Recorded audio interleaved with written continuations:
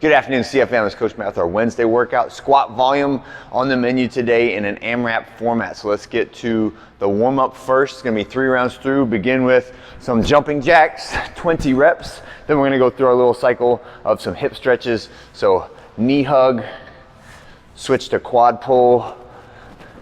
Those are 8 each. And then I want you to get 5 reps of a warm-up squat. And I would like for you not to use the racks today. So no racks all the way through. We can pick up a PVC pipe on our first one. You can choose back squat, overhead squat, front squat. You have 3 sets, so maybe do 3 different orientations of squat. But definitely sit at the bottom, rock around, stretch out the ankles, hips, knees. Work on your grip, work on your bar placement, right? And then for the overhead squat, work on a little bit of balance. Same thing, you can still be at the bottom, holding that bottom position. Elbows nice and tight. If the overhead squat is a mobility concern or a pain concern, whether it's wrist, shoulders, back, then we will switch that out for either a goblet squat or a front squat. Another version, or a sandbag squat, is also a good option, holding it underneath your chin on top of your arms. You do not have to do the overhead squat. It is one of those movements where it demonstrates beautiful shoulder mobility, shoulder strength, and balance, but it is not required to get a lot of benefit out of the workout. So don't feel bad if you can't do it yet, or if it's something that just bothers you. Just move on to the next exercise, okay? After that, we're gonna do some Palloff presses, and these are just gonna be from a power stance. So if I pull the band straight out from the rig right here, and it's 90 degrees away from my body, I wanna start a little bit behind that line, okay? So that when I get in my athletic stance and I've got the band at my chest like so, I press it out, and when I finish the press at the full extension, now it's at 90 degrees to this line that's coming out of my chest, okay? And we're just gonna go about this pace for 20 reps, holding your body tight in the exact same position the whole time. Okay, and if you do it right, you should feel it down in these lower abdominals. Should feel kind of like a twisting resistance force going on down there. Try to keep your knees bent, your hips set back. We're in that universal athletic stance the entire time, okay?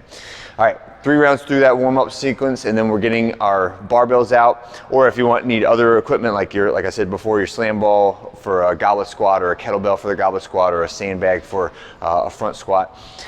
The weight should be moderate on this one. I set it up as 95, 65, or whatever your Nancy weight is. So Nancy is another benchmark that we do with overhead squats that's benchmarked at 95 pounds and 65 pounds, which should be like a moderate to light weight, where we are focusing more on volume, technique, and speed, as opposed to a slower strength-oriented workout. And that's just where we are in the program, is working on squat volume. So today is one of those days where you should feel a massive pump of blood in your legs. You should feel a lot of burning in your legs. You should feel a relatively high metabolic rate when you're doing it, as opposed to like a 5 rep or a 3 rep squat, where you feel mostly it is just the high percentage exertion of the muscles as opposed to the cardiovascular system, okay? All right, so 25-minute AMRAP, 1 bar, same weight all the way through.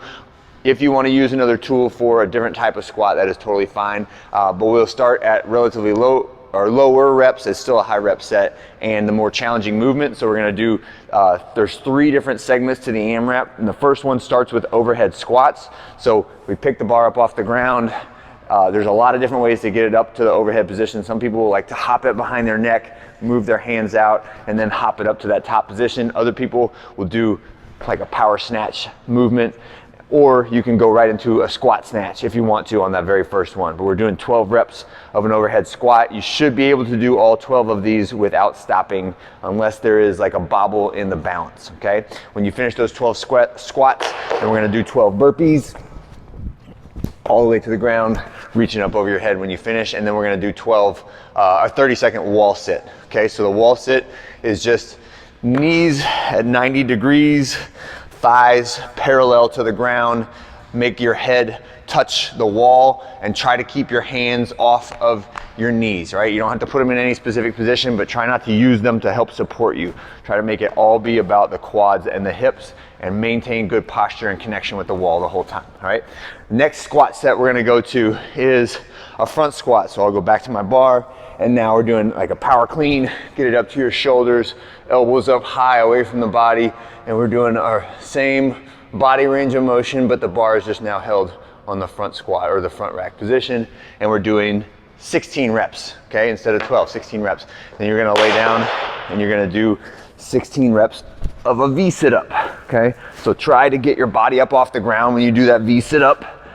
Even if you got to use a band to assist you or another method to kind of tilt you forward, the main thing here is at some point during the movement, I want you balanced up on your butt, whether your knees are bent or your legs are straight, whether your hands are touching your toes or just reaching towards your toes. I want everyone to be able to balance up in that position, because that is where you will feel a better brace in your torso, as opposed to just repetitively rounding your spine and reaching your shoulders towards your hips, okay? Next, we're going to do a static lunge, and I'm going to give you a couple options for this one. So static lunge, I'm looking at the clock and I'm just going perfect lunge position, and then I'm going to pop up off the ground like an inch, okay? Holding that position on each leg for 15 seconds. When I get one done, I'll switch, right? Touch the ground, pop up just a little bit for 15 seconds. If that position is really challenging, and it can be for many, many people, I want you to use a band, elbows pointed forward, right? So hands together in front of your face, and then I'm stepping backwards from that position to hold it. Do not do this version where I'm leaning way far forward, right? My hands are behind my head. This forces your back into an unnatural, like really extended position, and it doesn't put the tension on your legs and your quads the way that we want it for that movement. So make sure if you use a band that your hands are out front of you and your elbows are pointed forward, and you're stepping backwards, right, into that tension of the movement. All right, and that is the second set. Then the third set, we'll start off with a back squat. So again, we'll power clean up to your shoulders. This one, we're hopping it over behind you, setting that bar on top of the traps and doing our back squats. This time it's 20 reps, okay? And after the 20 reps, we're gonna go out and do 20 for the guys, 16 for the ladies. It's calories on the bike. And then another 30-second hold. This time it is either an L hang or an L sit, okay? So for the L hang, we can be from a bar or from rings if you like that better, but hanging, get that dead hang position, bring your legs into the L position. If you need to bend one, bend the other, bend both, but keep the knees above the hips the whole time, okay? Knees above the hips.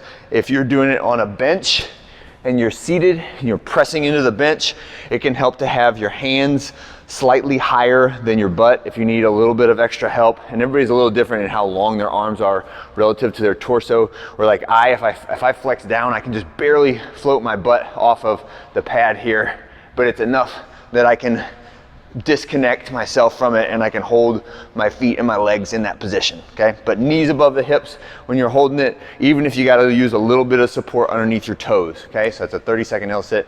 My expectation for this is we're getting through the whole rotation 2, maybe 2.5 times, right? That is kind of the goal. If you get 3, that'd be fantastic. All right, and that's it for this Wednesday. I hope you guys have a great one. I'll see you on Thursday.